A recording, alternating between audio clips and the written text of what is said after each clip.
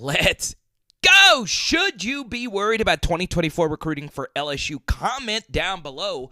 Is LSU a lock to have a top 5 class for 2024? So today we're going to look at this from so many different angles, and at the end I'm going to give you my top remaining prospects out there, Louisiana or not, left for LSU to go get in the class of 2024. So the first thing I want to show you, I'm going to look at On3 and 247 today. You take a look. They're a top 5 class right now. The issue is when you actually take a look at the 2024 recruiting rankings for On3, LSU has the number 10 ranked national class. So once again, two different services, but both still have LSU in the top 10. The first thing I'll say is, well, LSU is looking pretty good for the most important state, which of course is Louisiana, as they very well could end up landing every 4-star in the state, okay? Especially if they actually push for some of the back-end 4-stars in the state of Louisiana. So, number one, I think this actually is a fine class. It doesn't have as much flash as some of the other years as far as skill guys are concerned, but today I'm going to give you a few prospects I think LSU is in decent standing with, and prospects that I have watched and actually like myself. So let's start off here with one that is pretty straightforward. And once again, here is the actual 2024 class, okay? As you can see, number 10 on On3's ratings, and as you can see, they've dropped a little bit, but more on that in just a second. I'm looking at you. Yes, you, and only if you're a diehard LSU football fan.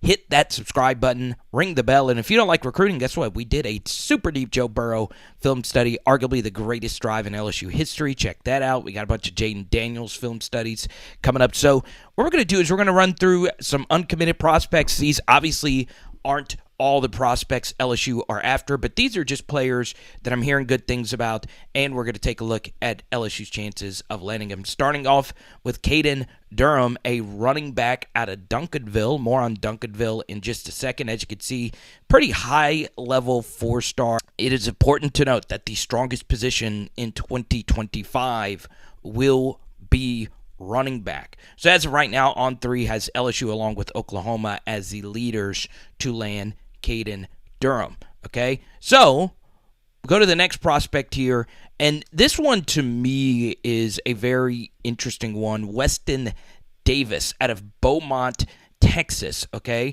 now something about offensive line recruiting that I think is very important. I think it's harder to find a really good offensive lineman in the transfer portal. We'll see how Mason Lunsford does for this team next year.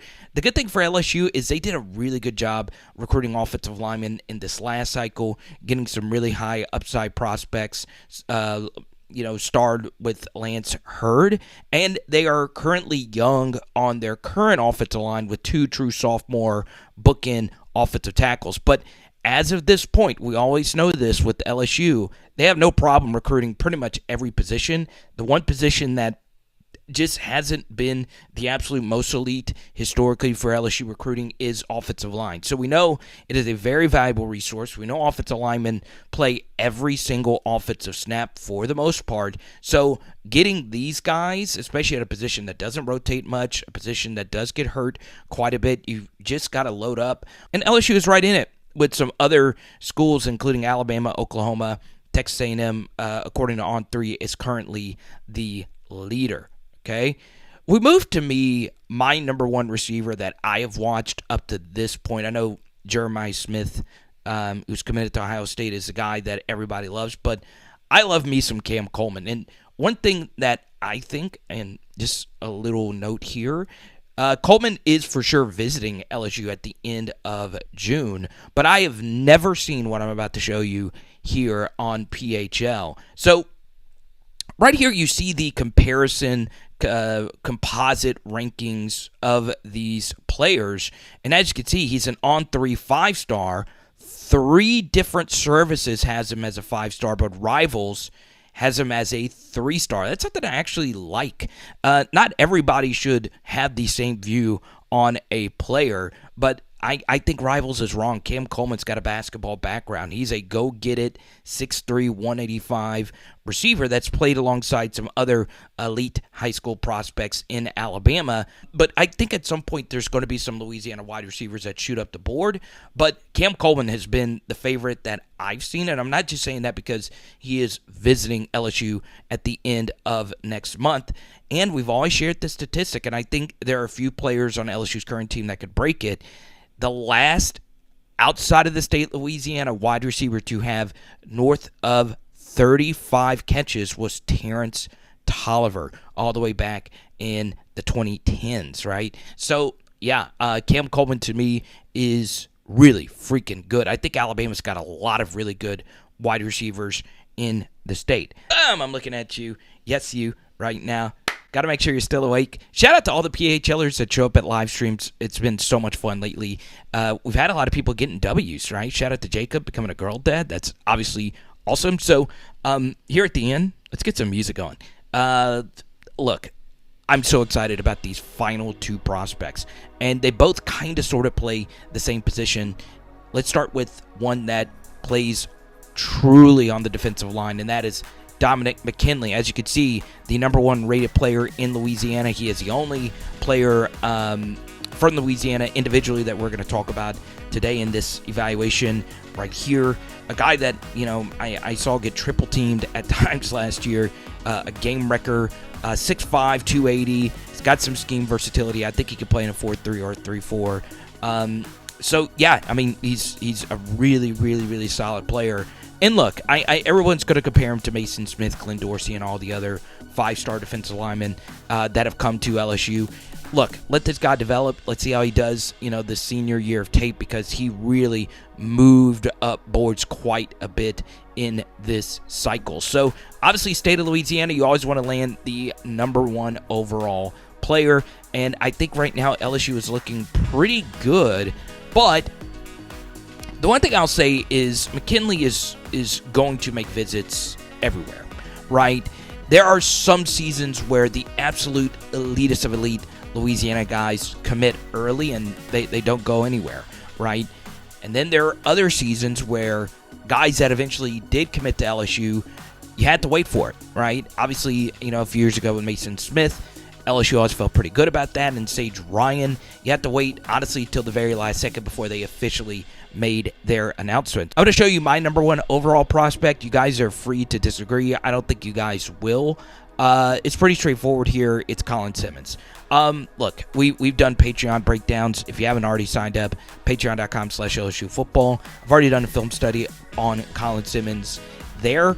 And look, you go back here to Caden Durham, and he also is out of Duncanville, and there's even more Duncanville prospects that LSU is after, and it's all worth it to land this young man right here. He has the 5-star consensus ranking from On3, which means you are a 5-star by every single service. Some like him more than others, but he is still a very elite prospect. Folks, I'm just going to be straightforward here. He is on a tier of his own for me.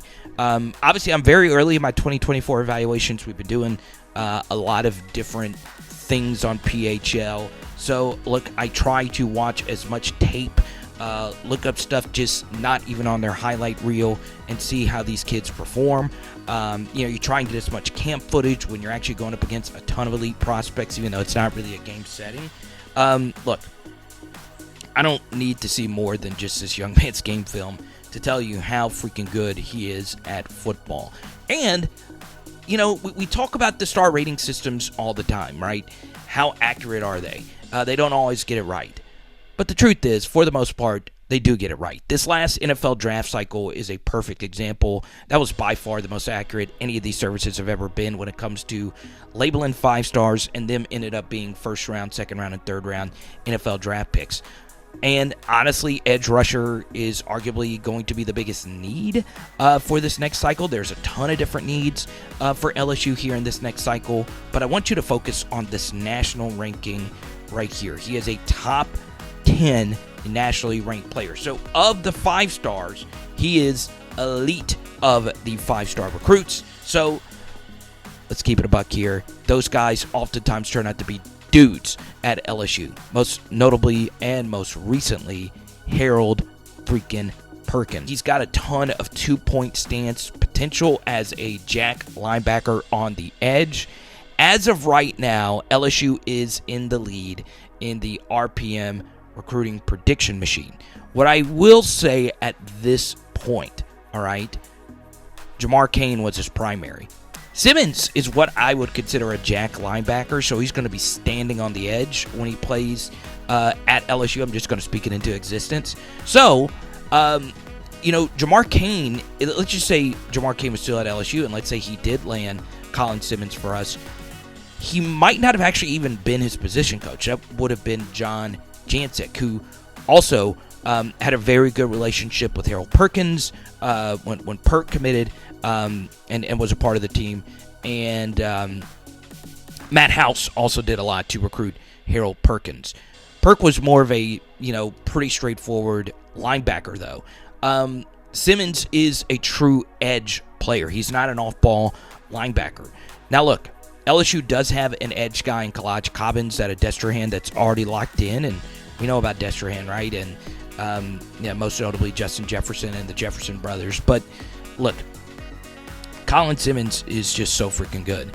And LSU, you got to get pass rushers. You just do in a passing game that we call football nowadays. So Colin Simmons right now is my number one player for LSU to go land. So comment down below. Let me know what you guys think. There are a lot of positives for the 2024 class. You don't have to worry about quarterback, the most important position. You already got Colin Hurley committed, pretty much signed up and ready to go. So let me know what you guys think down below. If any of this is anything you disagree with, is there a player that you would have liked me to talk about today? Let me know in the comment section below. Okay? Patience with the 2024 recruiting. I remember last offseason there was the Brian Kelly can't recruit, and we're in the 40s nationally in recruiting, and obviously we kicked butt there at the end. So let me know what you guys think down below. It is Power Hour LSU. Boom! And tonight we're doing salmon. Let's go.